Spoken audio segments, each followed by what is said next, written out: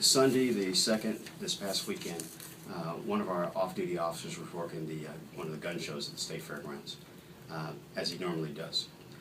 His job is to check weapons when people bring them in and to be there as a security measure. He noticed an individual that was acting somewhat suspicious that he had seen at the gun show numerous times in the past.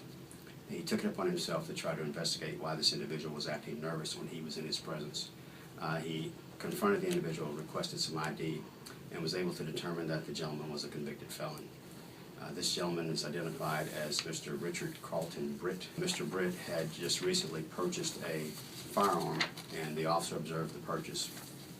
Being a convicted felon, he should not have been at the fairgrounds buying or selling guns.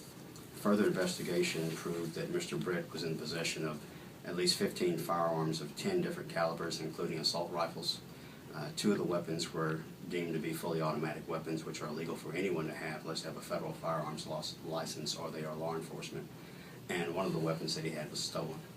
So the investigation is continuing to see just how much and how many weapons that Mr. Britt has sold in the past.